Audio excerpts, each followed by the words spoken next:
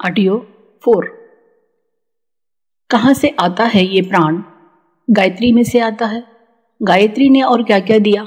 हमको दीर्घ जीवन दिया, लंबी आयु दी, प्राण दिया, हिम्मत दे दी, बहादुरी और साहस दे दिया, शक्ति दे दी, प्राण, प्रजा और संतानें दे दी। कितनी संतानें दी हम कह नहीं सकते। हमारी संतानें जहाँ पैदा होती हैं तो मूंछों समेत पैदा होती हैं, और लड़कियां पैदा होती हैं तो मैट्रिक पास करके पैदा होती हैं। कीर्ति यश के बारे में हमारे मुंह से शोभा नहीं देता, पर हम एक ही बात कहते हैं कि संसार के पढ़े लिखे लोगों में से कभी किसी से यह पूछें कि आचार्य जी नाम के कोई व्यक्ति थे, तो वे छूटते ही कहेगा हम जानते हैं उन्हें। हिंदुस्तान ही नहीं, संसार की प्रत्येक लाइब्रेरी में जाइए और जाकर पूछिए कि चारों वेदों के भाष्य आपके यहाँ हैं क्या?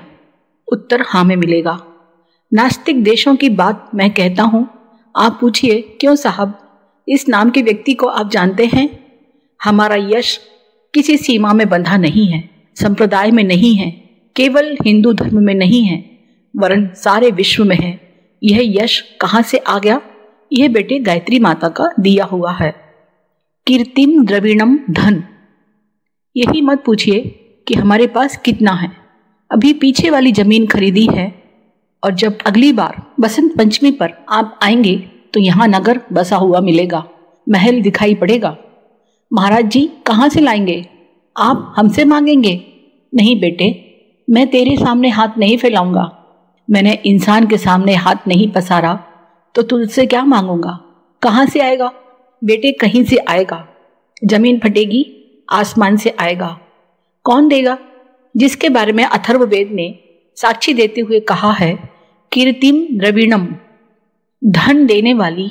और आखिर में क्या देती है? सातवां फल, ब्रह्म वर्चस। ब्रह्म वर्चस कहते हैं तेज को। ब्रह्म तेज कैसा होता है?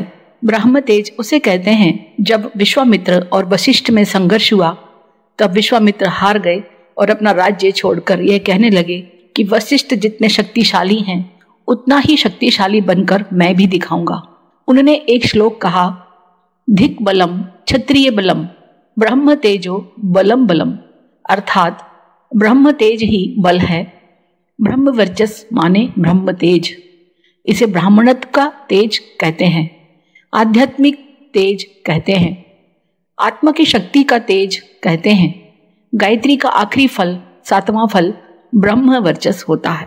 गायत्री मंत्र के बारे में हम सारे जीवन भर प्रयत्न करते रहे और सफलता पाली। आज मैं यह कहने की स्थिति में हूँ कि ऋषियों ने जो कुछ बताया था कि गायत्री भारतीय संस्कृति का बीज है, तो वह सही है। जो शास्त्रकारों ने लिखा है, अन्य अन्य उपासकों ने लिखा है, हम आज यह कहने की स्थिति में हैं कि वह सही है। आप कहते हैं या कोई गवाही भी है? हाँ बेटे, हमारी गवाही है।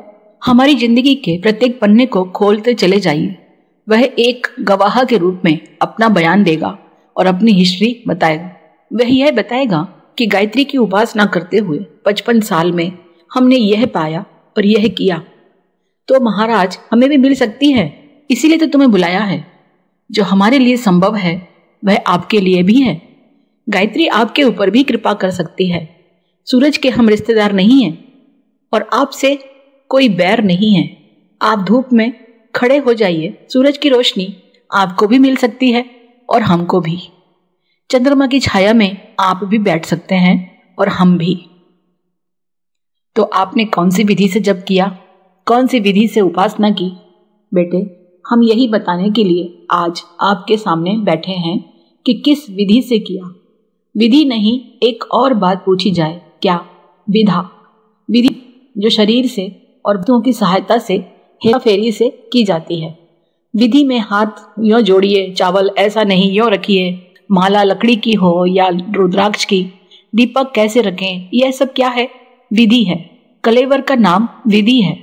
जिस विधि को आप पूछते हैं वह आवरण है। आवरण की भी जरूरत पड़ती है, उसके बिना काम नहीं चलता। अगर हमारे पास कलम ना हो तो हम चिट्ठी लिख नहीं सकेंगे। बंदूक और तलवार हाथ में हो पर चलाने की विधि ना आती हो तो लड़ाई नहीं लड़ी जा सकती। अतः विधि की भी जरूरत है। लेकिन मैं यह कहता हूं कि विधि तक सीमित रहिए मत। विधि आपको मकसद तक नहीं पहुंचा सकेगी। विधि के सहारे आप जीवन लक्ष्य प्राप्त नहीं कर सकेंगे। विधि आपको भगवान तक नहीं पहुंचा सकेगी। विधि के सहारे आप भगवान की कृपा के अधिकारी नहीं बन सकते। तब क्या करना पड़ेगा? विधि के साथ विधा को जानना होगा।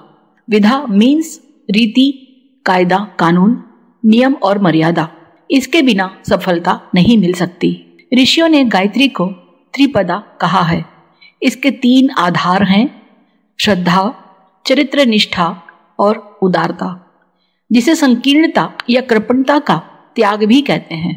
ये 3 आधार आप पकड़ लें तो मैं यकीन दिलाता हूं कि मेरे तरीके से आपको भी सफलता मिल सकती है। आप भी गायत्री के वैसे ही सिद्ध पुरुष बन सकते हैं जैसे कि महर्षि विश्वामित्र थे, और जैसा बनने के लिए मैंने छोटे बच्चे की तरह खुद को समर्पित किया। आपके लिए भी द्वार खुला है, मगर त्रिपदा की 3 शर्तें पूरी कर लें तब। इन तीनों के आधार पर हमारी जिंदगी टिकी हुई है। अगर आप गायत्री मंत्र का वह चमत्कार जो कि ऋषियों को मिला था, उपासकों, ब्राह्मणों और हमको मिला है, तो इसके लिए आप अपनी श्रद्धा को विकसित कीजिए। चरित्र के बारे में ध्यान रखिए। दोष दुर्गुणों का त्याग कीजिए और सेवावृत्ति के लिए उदारता से तैयार हो जाइए। और यह देखिए कि जनमानस के परिष्कार के लिए आप क्या कर सकते हैं। समय का, श्रम का, धन का, अपनी बुद्धि का कोई हिस्सा लगाने के लिए आप तैयार हैं क्या? कोशिश कीजिए, हिम्मत कीजिए, बीज के तरीके से गलिए और वृक्ष के तरीके से फलिए। हमने 3 शर्तों पर अपने गुरु से सारी की सारी दौलत, सारे के सारे धन पाए हैं। पीएमटी की मेडिकल परीक्षा की तरह ये 3 पर्चे हैं कि उदारता की दृष्टि से कितने पैने साबित होते हैं आप, चरित्र की दृष्टि से कितने पवित्र साबित होते हैं। जितने आप नंबर लाते जाएंगे उतनी परीक्षा में पास होते जाएंगे। उसी हिसाब से, उसी अनुपात से, उसी मात्रा में आपके लिए सफलताएं, सिद्धियां, चमत्कार, अनुदान, वरदान सुरक्षित रखे हुए हैं। टिकट लीजिए, गिव एंड टेक, दीजिए और लीजिए। मेरे जीवन के सारे निष्कर्ष और निचोड़ यही हैं। मैं चाहता हूं इनसे आप भी लाभ उठाएं और गायत्री मंत्र की महिमा और गरिमा को बढ़ाएं। उपासना के बारे में ऋषियों ने, शास्त्रों ने जो कुछ कहा है वह साबित करके दिखाएं। हमने यही साबित करके दिखाने की कोशिश की और आपसे भी यही अपेक्षा करेंगे कि आप जब यहाँ से विदा हों तो वैसा ही साहस, हिम्मत और दृष्टिकोण लेकर जाएं, जिससे वे 3 आधार जो गायत्री मंत्र को, त्रिपदा को सफल और सार्थक बनाने में समर्थ रहे हैं, वही आपके जीवन में भी आए और आप वे लाभ उठाएं जो प्राचीन काल के उपासकों ने उठाया था और हमने भी। आज की बात समाप्त। ओम शांति। 9 फरवरी 1978। अगला प्रवचन। वासंती हुक, उमंग और उल्लास यदि आ जाए जीवन में। गायत्री मंत्र हमारे साथ साथ बोलिए। ओम भूर्भुवः स्वः तत्सवितुर्वरेण्यं भर्गो देवस्य धीमहि धियो यो नः प्रचोदयात्। मित्रों, बसंत पंचमी उमंगों का दिन है, प्रेरणा का दिन है, प्रकाश का दिन है। वसंत के दिनों में उमंग आती है, उछाल आता है। समर्थ गुरु रामदास के जीवन में इन्हीं दिनों एक उछाल आया। क्या हम अपनी जिंदगी का बेहतरीन इस्तेमाल नहीं कर सकते? क्या हमारी जिंदगी अच्छी तरह से खर्च नहीं हो सकती? एक तरफ उनके विवाह की तैयारियां चल रही थीं। समर्थ गुरु रामदास को शक्ल दिखाई पड़ी औरत के बच्चे, बच्चों के बच्चे, शादियां, ब्याह आदि की बड़ी लंबी श्रृंखला दिखाई पड़ी। दूसरी तरफ आत्मा ने संकेत दिया, परमात्मा ने संकेत दिया और कहा, अगर आपको जिंदगी इतने कम कीमत की नहीं जान पड़ती है, अगर आपको महंगी मालूम पड़ती है, मूल्यवान मालूम पड़ती है, तो आइए, दूसरा वाला रास्ता आपके लिए खुला पड़ा है। महानता का रास्ता खुला हुआ पड़ा है। समर्थ गुरु ने विचार किया, उछाल आया, उमंग आई, और ऐसी उमंग आई कि रोकने वालों से रुकी नहीं। वह उछलते ही चले गए। मुकुट फेंका अलग और कंगन को तोड़ा अलग। ये गया वो गया, लड़का भाग गया। दूल्हा कौन हो गया? समर्थ गुरु रामदास हो गया। कौन? मामूली सा आदमी, छोटा सा लड़का छलांग मारता चला गया और समर्थ गुरु रामदास होता चला गया। यहां मैं उमंग की बात कह रहा था। उमंग जब भीतर से आती है तो रुकती नहीं है। उमंग आती है वसंत के दिनों। इन्हीं दिनों का किस्सा है बुद्ध भगवान का। उनका भी ऐसा ही किस्सा हुआ था। एक तरफ औरत सो रही थी और एक तरफ बच्चा सो रहा था। सारे संसार में फैले हुए हाहाकार ने पुकारा और कहा कि आप समझदार आदमी हैं, आप विचारशील आदमी हैं और आप जबरदस्त आदमी हैं। क्या आप दो लोगों के लिए जिएंगे? औरत और बच्चों के लिए जिएंगे? यह काम तो कोई भी कर सकता है। बुद्ध भगवान के भीतर किसी ने पुकारा और वे छलांग मारते हुए, उछलते हुए कहीं के मारे कहीं चले गए, बुद्ध भगवान हो गए। शंकराचार्य की उमंग भी इन्हीं दिनों की है। शंकराचार्य की मम्मी कहती थी कि मेरा बेटा बड़ा होगा, पढ़ लिख कर ऑफिसर बनेगा, बेटे की बहू आएगी, गोद में बच्चा खिलाऊंगी। मम्मी बार बार यही कहती कि मेरा कहा नहीं मानेगा तो नरक में जाएगा। शंकर कहता, अच्छा मम्मी, कहना नहीं मानूंगा तो नरक में जाऊंगा। हमको जाना है तो अवश्य जाएंगे महानरक में, अच्छे काम के लिए। मेरे संकल्प में रुकावट लगाती हो तो आत्मा और परमात्मा का कहना ना मानकर तुम कहाँ जाओगी? विचार करता रहा। कौन? शंकराचार्य। शंकराचार्य ने फैसला कर लिया कि मम्मी का कहना नहीं मानना है। एक दिन वह पानी में घुस गया और चिल्लाने लगा, मम्मी क्या करूं, अब मेरे मरने का समय आ गया। मुझे शंकर भगवान दिखाई पड़ते हैं और कहते हैं कि अगर इस बच्चे को मेरे सुपुर्द कर दोगी तो हम मगर से इसे बचा सकते हैं। मम्मी चिल्लाई, अच्छा बेटे, जिंदा तो रहेगा, मुझे मंजूर है और मैंने तुझे भगवान को दे दिया। बस शंकराचार्य ने उछाल मारी और किनारे आ गए। वे बोले, देखो मगर ने छोड़ दिया, अब मैं शंकर भगवान का हूं।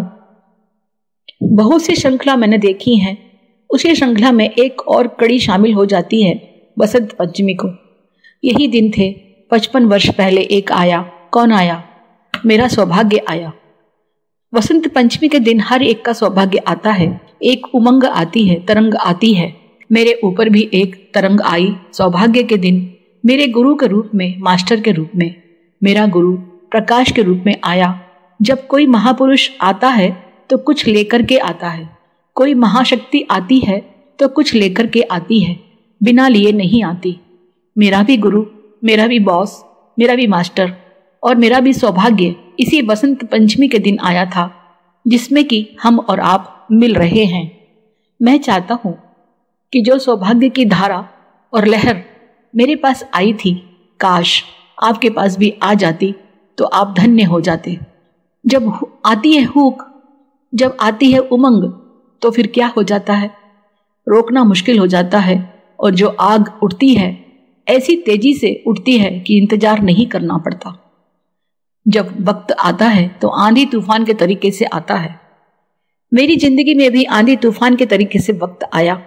मेरे गुरु आए और आकर के उन्होंने आत्म साक्षात्कार कराया, पूर्व जन्मों का हाल दिखाया और जाते वक्त कहा कि हम दो चीजें लेकर जाते हैं, दोनों चीजें जिनको हम शक्तिपात और कुंडलिनी जागरण कहते हैं।